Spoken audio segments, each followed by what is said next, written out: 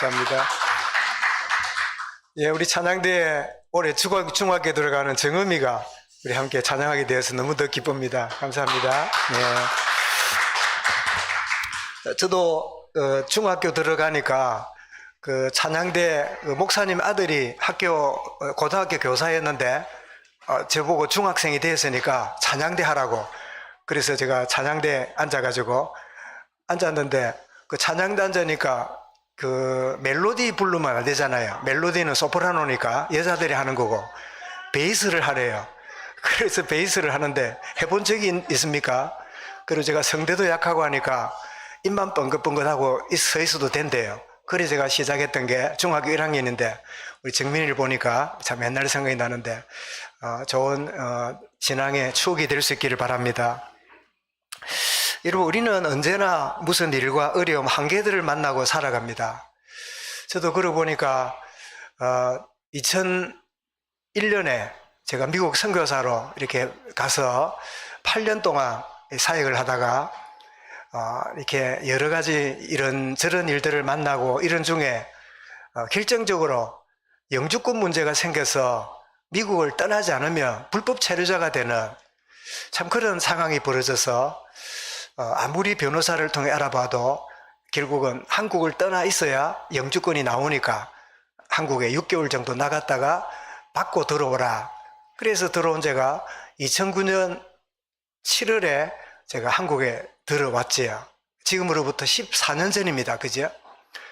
들어와서 6개월 만에 영주권이 나올 줄 알았는데 6개월이 지나도 1년이 지나도 2년이 지나도 미국 대사관에서 연락이 없는 거예요.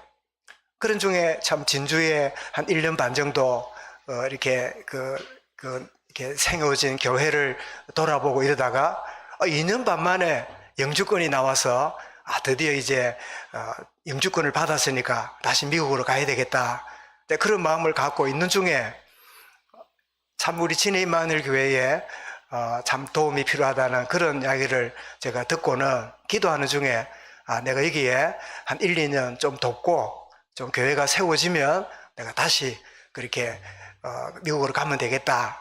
그런 생각으로 제가 오게 되었는데 막상 와보니까 저도 참 이 한계가 있는 인생이고 저도 나이가 이미 50 중반을 넘어가고 또 좀처럼 제가 부족하기도 하지만 교회가 빨리 세워지지 않는 이런 것들을 보면서 한 3년 남짓 지나면서 아니구나. 하나님이 저를 여기에 참 중심을 담고 내가 선교사로 못 가면 작아도 선교하는 교회로 그렇게 만들어가면 되겠구나. 그래서 우리 그런 중에 제가 오고 나서 한 1년쯤 뒤에 또 선교 마인드를 가진 홍 장로님 가정이 또 오게 되고 또 율례에 있는 우리 장로님들과 또 몇몇 또 새로운 이들이 함께 와서 참 이렇게 교회를 이루어가는 중에 제가 드디어 이제 한 11년 정도 우리 교회 온 지가 되어진 것 같습니다.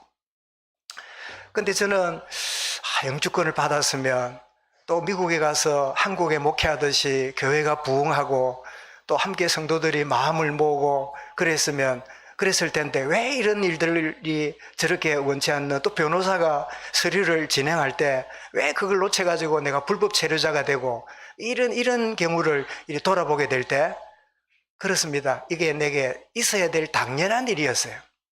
당연하기 때문에 하나님 내게 주신 거예요. 그리고 이게 뭐지요? 내게 꼭 필요하기 때문에 주신 거예요. 그리고 하나님은 이게 내게 절대적으로 필요하기 때문에 하나님이 주신 거예요. 요셉이 감옥에 앉아서 노예로 끌려가서 밤마다 눈물 흘리면서 고향을 생각하고 자기를 저버린 10명의 형제들의 그 인신매매한 노예로 팔려온 아픔을 생각하면서 눈물 흘리는 밤을 지냈겠지요. 근데 하나님이 그의 마음에 임하실 때 요셉은 형들의 잘못을 고자질하고 배다른 형제들이 특별히 아버지의 사랑을 독차지하고 있는 나를 이렇게 팔아먹는 것은 당연한 일이었구나. 그리고 노예살이하는 중에 경제를 배우고 이런 걸 경험하면서 이걸 위해 당연한 일뿐 아니라 이것이 내게 필요하기 때문에 주신 거구나. 그리고 보디발의 아내의 모함으로 인해서 감옥에 들어갔을 때 이거는 절대적인 하나님의 이유가 있구나. 거기서 정치를 배우는 그래서 여러분 마태 10장 29절에 그랬죠. 참새 한 마리도 하나님 허락지 않으면 뭐라고요? 떨어지는 법이 없다 그랬지요. 내게 왜 이런 일이, 왜 나에게 이런 황당한 일이. 그러나 가만히 영적으로 돌아보면 내게 꼭 당연하고 필연적이고 절대적인 이유가 있다. 로마서 8장 28절에도 모든 것이 합력하여 뭘 이룬다고요? 선을 이루느니라. 그때는 죽는 줄 알았는데 하나님이 이렇게 선으로 이루어 가시는구나. 그래서 시편 이런 119편 71절에 뭐라고요? 고난당한 것이 내게 유익이라. 이로 말미암아 주의 말씀을 내가 배우고 깨닫게 되었습니다. 이런 고백을 하게 되지요. 그렇다면 여러분 당연하고 필연적이고 절대적인 이 모든 것들은 응답을 위한 과정이고 당연한 응답, 필연적인 응답, 절대적인 응답을 주시는 하나님의 손길이구나. 이 사실을 알고 이런 깨닫는다면 지금 여러분에게 어떤 상황과 여건이 주어질지라도 응답을 위한 과정 속에 하나님이 나를 이끌고 계신다. 이 사실을 여러분 아는 축복의 이 아침이 되기를 주의 이름으로 축원합니다. 이런 바울이 3년 동안 거의 생을 그 젊음을 바쳐서 10년 이상 훨씬 넘어서 세 차례 복음을 전하고 온 결과가 환정받고 인정받고 막 사람들에게 어떤 자랑거리가 아니라 고발을 당해가지고 지금 죽느냐 사느냐 하는 그런 고소 사건에 걸려가지고 막 자기의 변명을 해야 되는 그런 참 상황 가운데 있는데 이 모든 것들이 우리는 압니다. 바울에게 있는 이 일은 당연하고 필연적이고 절대적인 응답을 위한 하나님의 시간표다. 제수가 되었기 때문에 바울은 어디까지 가게 되죠? 로마도 보아야 이랬는데 제수의 몸이지만 복음을 로마까지 전하는 발판이 되었어요. 요즘은 비행기 타면 로마에 갑니다. 우리가 오늘 항공권 끊어갖고 가면 로마에 내일 좀 들어갑니다. 그러나 그 시대는 그런 시대가 아니에요. 아예 교통편도 없고 그렇게 움직일 수 없는. 그래서 어제 얼핏 보니까 브라질에 이민을 간 분이 있는데 브라질에 이민을 가는데 부산에서 배를 타고 여러 항구를 거쳐가지고 갔는데 며칠 걸렸냐? 배 타고 여러분 한국에서 브라질까지 며칠 걸렸을 것 같아요? 저는 깜짝 놀랐습니다. 며칠쯤 걸렸을 것 같아요. 브라질은 미국 밑에 있는 남미에 있는 나라지요. 며칠쯤 걸렸을 것 같아요. 예? 예, 놀라지만 55일이 걸렸대요. 배를 타고. 야, 지금 비행기 타면요, 막 그냥 2-30시간 하면 갑니다. 날아갑니다. 그런데 55일을 배를 탔으니 얼마나 가는 자체가 힘들었을까요? 이런 바울이 이 고소당하는 자리에서 자신의 변화된 사건을 말하고 그리고 자기의 인생 바뀐 진짜 이유가 뭔가를 설명하는 게 오늘 본문 내용인데 첫 번째는 자신의 성장 배경을 설명합니다. 자, 설명하는데 천부장에게는 헬라어 말을 쓰다가 자기 동족 유대인들에게는 무슨 말을 썼다고요? 히브리어를 그랬지요. 근데 정확하게 말하면 아람어를 썼어요. 아람어가 뭐냐? 히브리어는 옛날 히브리어 말이고 아람어는 현대어 히브리어예요. 우리 식으로 말하면 요즘 아이들 쓰는 말들이 우리가 전통적으로 쓰는 용어하고 많이 다르죠. 선생님 안 하고 뭐라 그럽니까? 쌤 이렇게 말하지요. 쌤 이러면 지금도 우리 나이 든 분들 가운데 못 알아듣는 분 많을 거예요. 선생님 안 하고 왜 쌤이라 그러지? 말을 줄여가지고 쓰는 그런 게 많아요. 그리고 당연하지를 뭐라고 말해요? 이 말도 되게 한참 지난 말이다만 당근이지 이럽니다. 무슨 당근?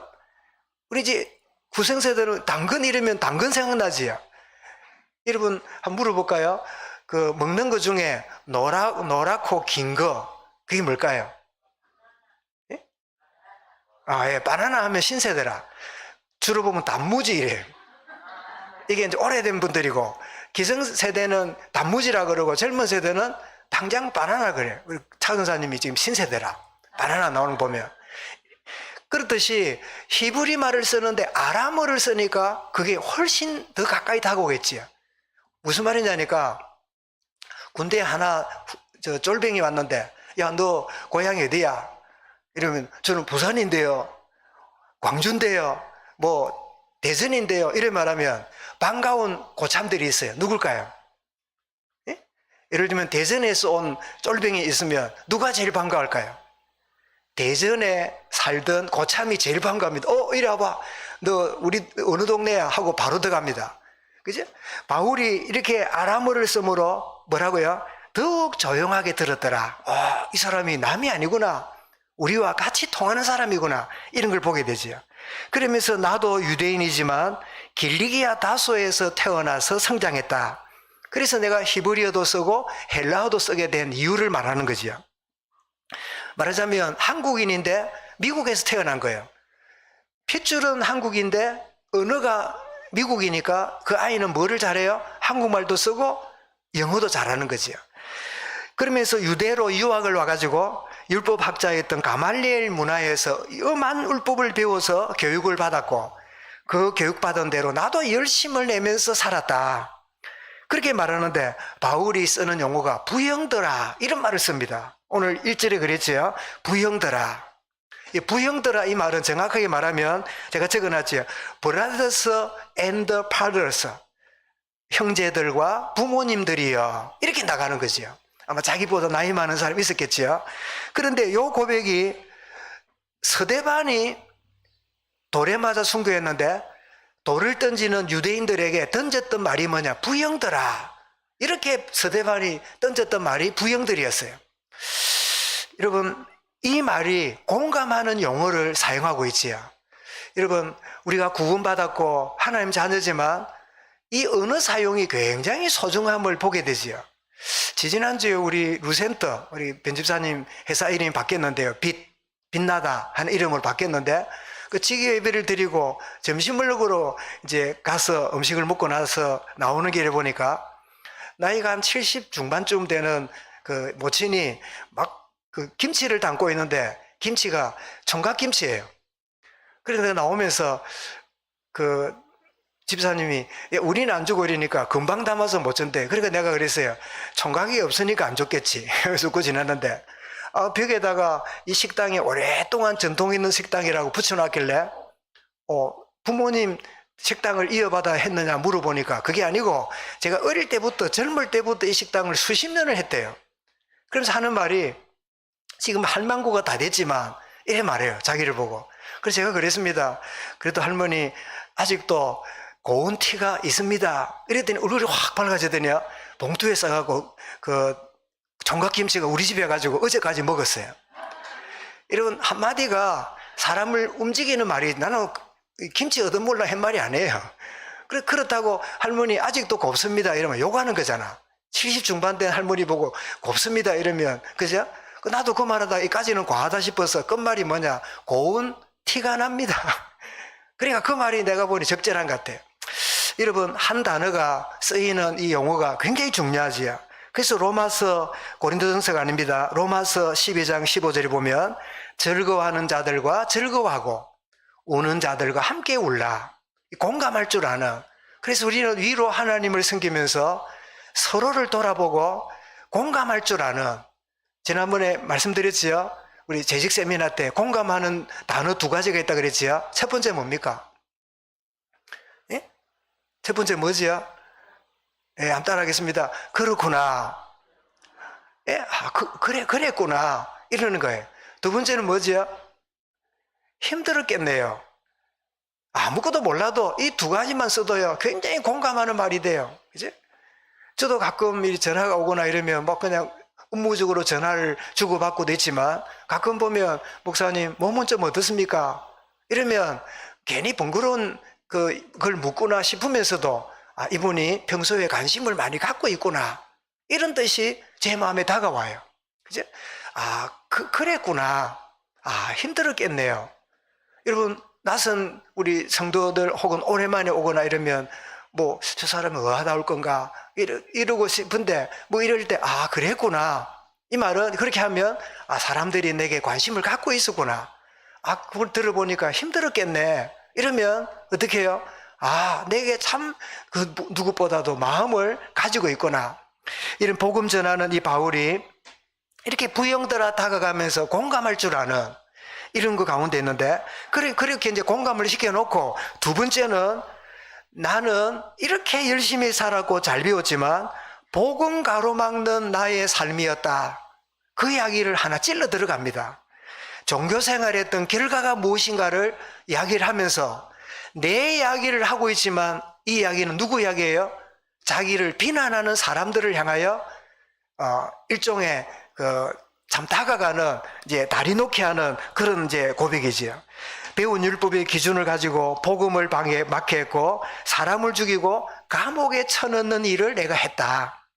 전도자 스데반 집사를 돌로 죽이는 일에 가담했던 그 7장 58절 20장 20절에도 보면 22장 거기도 보면 스데반을 죽이는 일에 내가 앞장서서 가담했던 그런 사람이었다. 그리고 다메섹에 있는 신자들까지 결백에 오려고 공회로부터 공문서를 가지고 내가 다메섹으로까지 갔던 그렇게 열심히 있는 그런 내 모습이었다. 이게 뭐라고요? 당신들처럼 종교 생활하고 당신들처럼 복음 모르고 율법에 열심히 있는 결과가 내가 그런 인생을 살았다. 그러면서 뭐라고요? 여러분 가운데 장로들이나 지도자들은 나를 잘 알 겁니다. 내가 예루살렘에서 유학도 하고 가말리엘의 제자로서 움직이는 거 여러분도 보았지 않습니까? 이렇게 이야기를 하는 거지요. 자신을 고발하고 있는 유대인들처럼 자신도 그렇게 살았음을, 나도 복음 모를 때는 그렇게 살았다고. 당신들이 지금 막 율법의 기준으로 나를 향해 공격하고 있지만 나도 그렇게 살았다고. 공격 정도가 아니라 돌로 쳐 죽이는 일에 자기도 앞장섰던 그런 인생을 내가 살아노라고 이렇게 이야기를 하므로 한편 생각하면 거부감을 가져다 줄 수도 있고, 예비된 사람이라면 마음이 열리겠지요. 아, 그렇구나. 저렇게 누구보다도 앞장섰고 율법에 뛰어났던 저 사람이 했던 일이 뭐냐? 이렇게 복음 막는 가로막는 일에 앞장서는 사람이었는데 나도 지금 그러고 있는 게 아닌가? 이렇게 거부감을 느끼는 사람도 있고 그 말을 듣고 솔깃한 사람도 있겠지요. 이런 복음은 모든 사람이 다 알아듣지는 않습니다.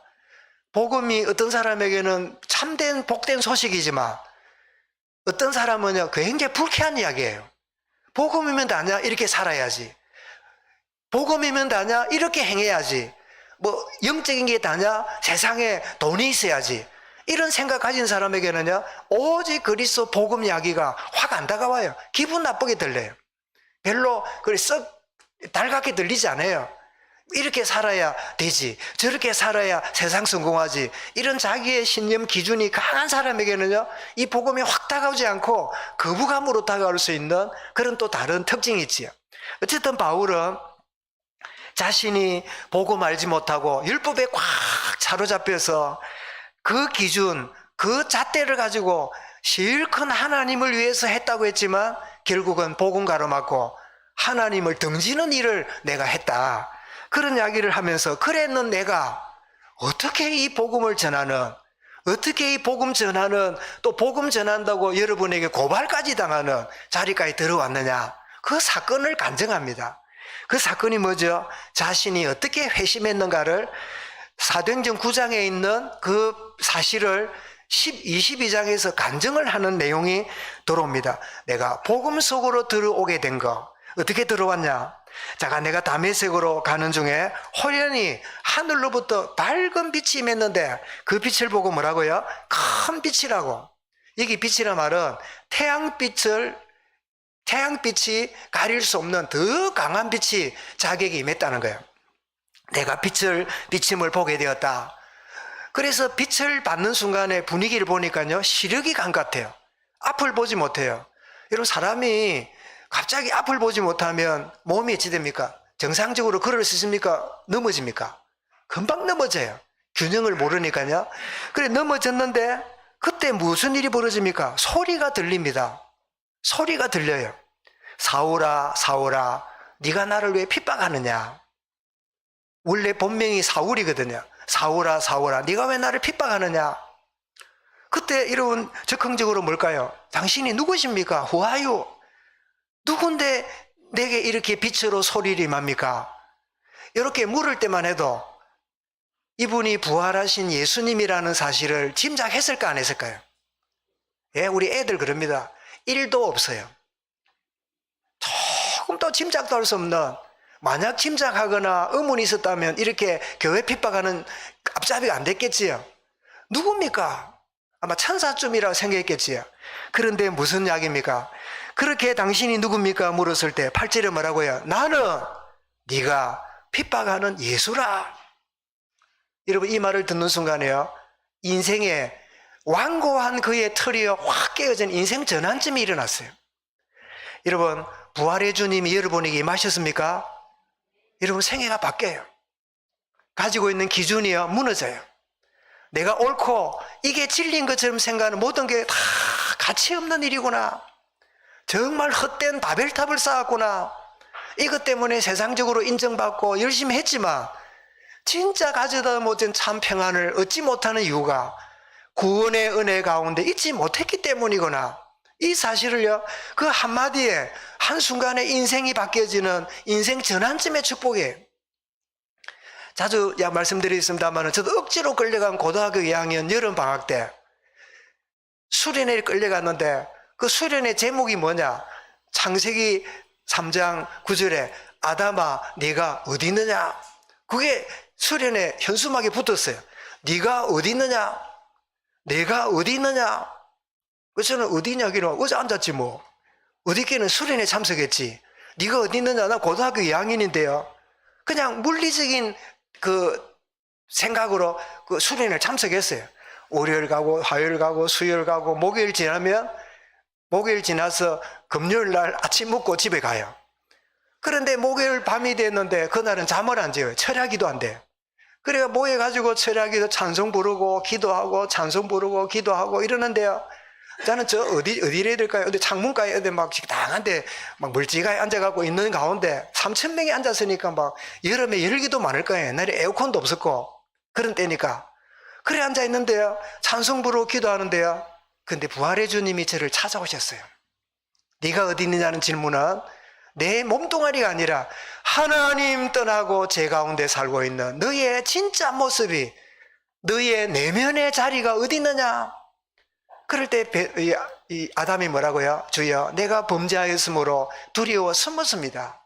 알고 보니까 두려워 숨어있는 나의 내면이 부활의 주님 앞에 발견되었어요. 이럴 때 여러분, 부활의 주님이 어떻게 생겼습니까? 무슨 옷을 입으셨습니까? 여러분, 그런 이야기가 아닙니다. 부활의 주님의 임재를 체험한 이후에 내 인생이 달라졌어요. 여러분, 부활의 주님의 임재를 체험할 때 인생 전환점이 찾아옵니다. 이 축복이 여러분에게 이미 임한 분들은 이 축복을 누리길 바라고, 이 말이 생소하게 있는 분이 있다면 부활의 주님을 만나는 축복의 그런 시간이 있기를 바랍니다. 저는 종이 원하기를 이 시간이 부활의 주님 만나는 복된 시간이 될 수 있길 바랍니다. 저도 4대째 믿는 가정에 자랐고 부모님이 교회 가서 예배하라고 다른 말은 안 해도 예배 빠지면 그렇게 꾸중하고 매를 때리고 그랬어요. 종교교육을 받았어요. 그러니까 마지못해서 교회를 다녔어요.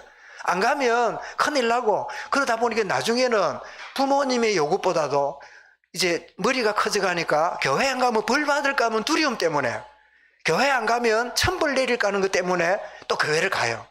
이런 두려움 속에 있던 내가 부활의 주님을 만나고 인생 전환점이 오고 나니까 부모님이 교회 가라가 아니라 내가 교회 가는, 예배하는 의미가, 말씀 듣는 의미가 놀라운 것이 내게 다가오니까 이제는 부모님의 요구 때문이 아니라 내가 하나님의 자녀로, 부모님의 하나님이 아니라 나의 하나님, 부모님의 주님이 아니라 나의 주님으로 자리 잡는 인생의 전환점이 온 거지요.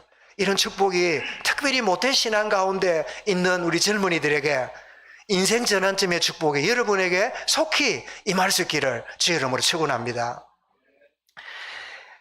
그래서 인생 전환점을 갖고 나니까 다시 묻습니다. 주여 이제 무엇을 해야 됩니까? 참 이 바울에게 깨달으며 그토록 열심히 했던 이유, 여러분 절간에 누구보다 달달이 가고 매주 가고 가는 사람은요 전도 대상 아닐까요? 아닙니다.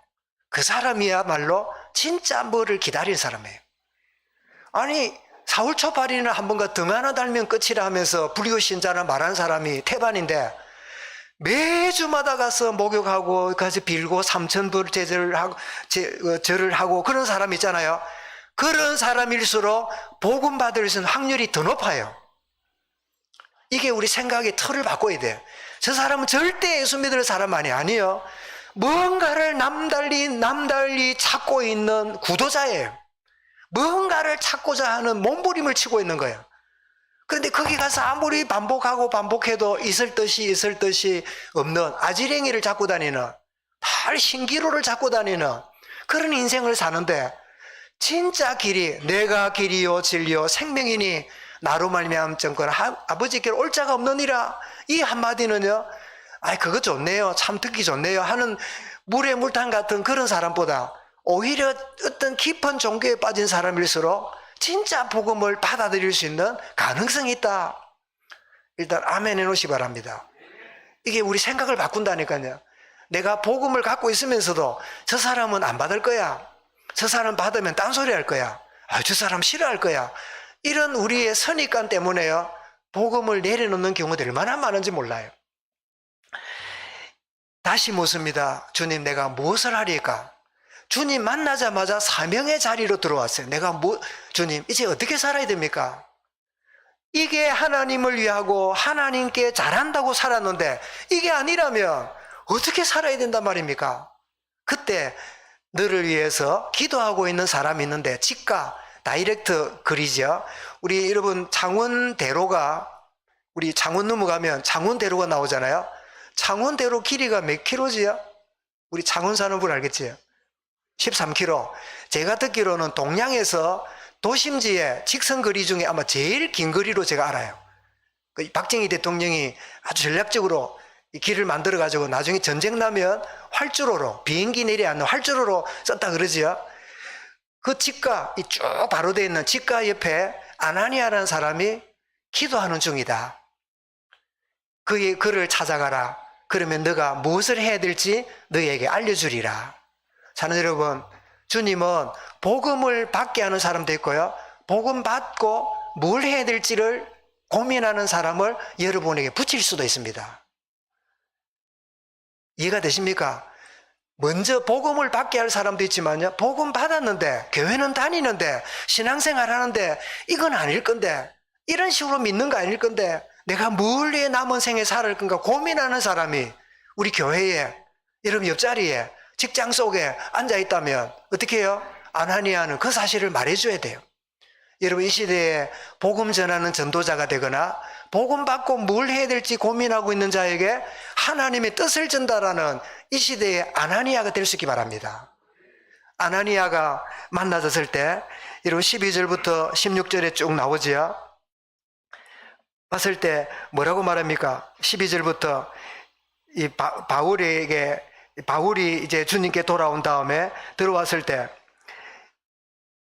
15절에 그러죠. 네가 그를 위하여 모든 사람 앞에서 네가 보고 들은 것에 증인이 되라. 이제는 왜 주저하느냐? 일어나 주의 이름을 불러 세례를 받고 너희 죄를 씻으라. 이렇게 이제 하는데, 그런데 여기는 안 나오는데 9장 15절에 보면 사도행전, 너는 하나님의 택한 무엇이라고요? 택한 그릇이라. 하나님의 택한 그릇이라 라는 이야기를 바울에게 해줍니다. 근데 그 이야기를 왜 유대인들에게는 말 안 했을까? 이럴 때는 아마 그게 자랑처럼 여겨지고 남다르게 여겨지는 그런 의식 때문에 이야기를 안 한 게 아닌가 생각이 듭니다만은, 어쨌든 간에 아나니아를 통해서 지금 내가 무엇을 해야 될지를 내가 알려주겠다. 그래서 바울은 주님 만나게 되고, 그리고 자기가 어떤 생애를 살 것인가를 알게 되는 기회가 되지요. 근데 여러분, 흥미로운 일은 이 회심할 때 함께 가던 자들이, 성경에 그랬죠. 빛은 보면서도 9절에 말했습니다. 소리는 듣지 못하였다. 이게 무슨 말일까요? 9절에 그랬죠. 9절을 한번 다시 보십시오. 보시면 나와 함께 있는 사람들이 빛은 보면서도 나에게 말씀하시는 이에 소리는 듣지 못하였더라. 다시 물어보겠습니다. 만약에 바울이 빛을 보고 소경이 되었습니다.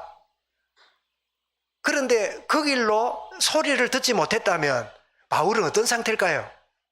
그냥 갑자기 빛을 보고 그냥 장애자가 된 거예요. 그죠? 소경이 된 거겠지요. 소경으로 살아야 되겠지요. 근데 바울은 빛을 보면서도 뭘 들었지요? 주님의 소리를 들었어요. 여러분, 이게 주는 의미가 굉장히 커요. 하나님은 은혜 주실 자에게 은혜를 주세요. 오늘 똑같이 예배 드리고 있습니다. 똑같이 우리가 신앙생활 합니다. 빛은 봅니다. 영적 분위기에 들어옵니다. 찬양을 듣고 부릅니다. 기도를 듣고 기도를 합니다. 우리가 함께 헌금도 드리고 또 보기도 합니다. 그는 빛을 보는 거예요. 그런데 찬양하면서, 말씀 들으면서, 예물을 드리면서, 기도하면서 주님과의 소통이 있으면 소리를 듣는 거예요. 이런 빛의 한계에 머무르지 않고 주님과의 사귐이 있는 축복이 있기를 바랍니다. 그래서 여러분, 출애굽기 33장 19절에 보면 나는 은혜 베풀 자에게 은혜를 베풀고 긍휼히 여길 자에게 긍휼을 베푸느니라. 수많은 사람이 그 다메섹으로 쫓아갔는데 딱 바울이 빛만 볼 뿐 아니라 소리까지 듣는 이 은혜 속에 들어오지요. 그래서 고린도서 6장 2절도 뭐라고요? 보라, 내가 은혜 받을 만한 때 너희에게 듣고 구원의 날에 너를 도왔도다. 보라, 지금은 은혜 받을 만한 때요. 보라, 지금은 구원의 날이로다. 이 축복의 순간을 바울은 맞이한 거지요. 여러분, 말씀을 정리하겠습니다. 부활의 주님이 임재하게 되면 정말 부활의 주님이 내게 오셨나? 라고 여러분 의문이 있을 수도 있어요. 왜? 그러고 나서 이후에 보니까 내가 참 부족함이 많고 여전히 나의 의심이 많고 여전히 말씀대로 내가 행하지 못하는 나의 모습 쳐다보고 진짜 부활의 주님이 내게 임하셨나? 내가 그렇게 막 그냥 생각만 하고 있는 건가? 그럴 수 있지요. 그래서 부활의 주님이 체험되면 반드시 세 가지 공통적인 일이 벌어집니다. 여러분, 사도행전 2장 36절부터 본문을 제가 준비했는데요. 바울 삼천제자 일어났을 때 일어났던 말씀입니다. 우리 사도행전 2장 말씀 좀 열어주세요. 예, 자, 읽어보겠습니다.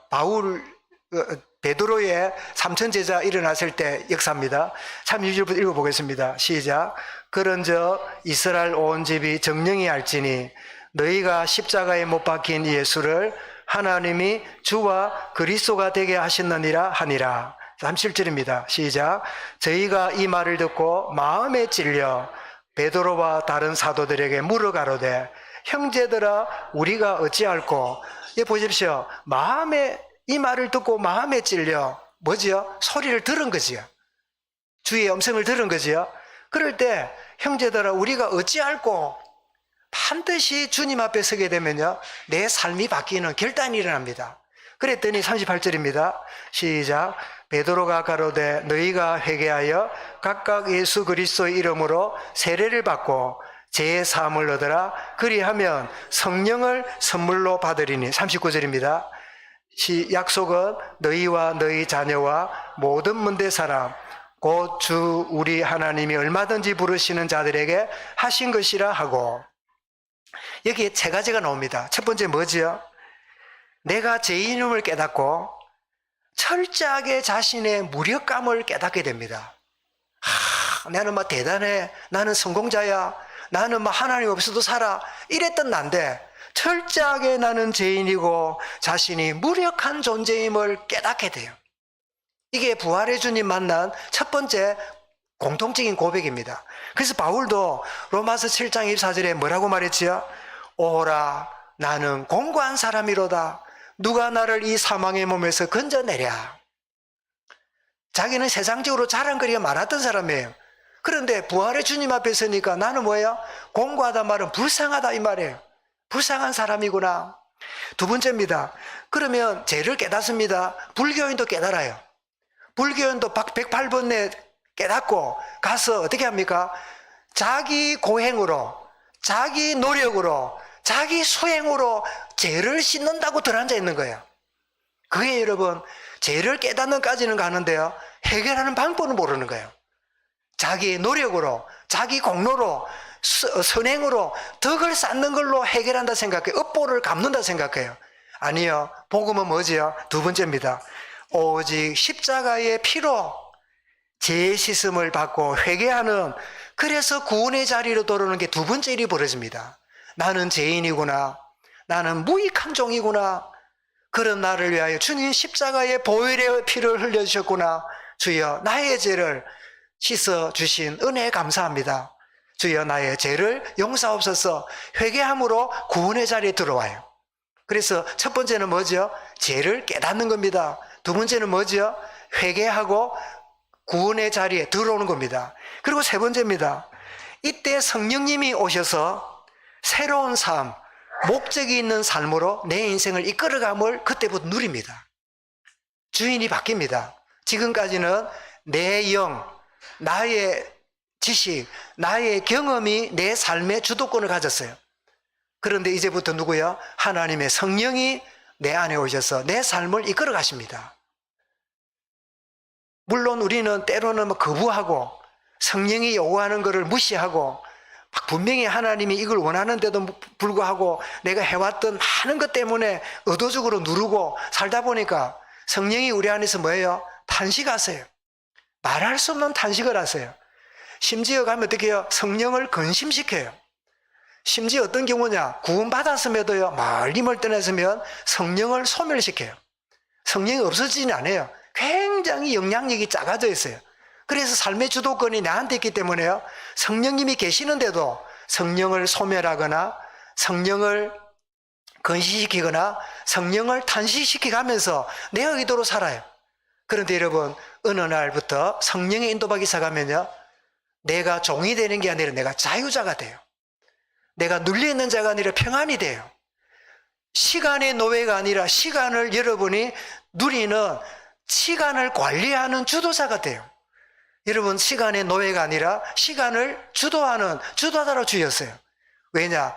바쁘다, 못 간다, 간다, 이 모든 것들이 뭐 때문에 그렇다 싶지요? 아니요. 결국 모든 게 내 결정이었어요. 그 사람 만나기로 했기 때문에 바쁜 거예요. 그 시간에 거기를 가기로 했기 때문에 안 가면 바빠지는 거예요. 그치? 바쁘고 안 바쁜 것도 뭐지요? 상황, 여건, 사람이 아니라 결국 내 선택입니다. 내 선택에 의해서요, 다 바빠요. 내 선택에 의해서요, 다 나는 그렇게 사는 거예요. 그런데 그 선택이 내 주도권을 가지고 내 중심의 선택이 되면요, 늘 나는 정신없이 살아요.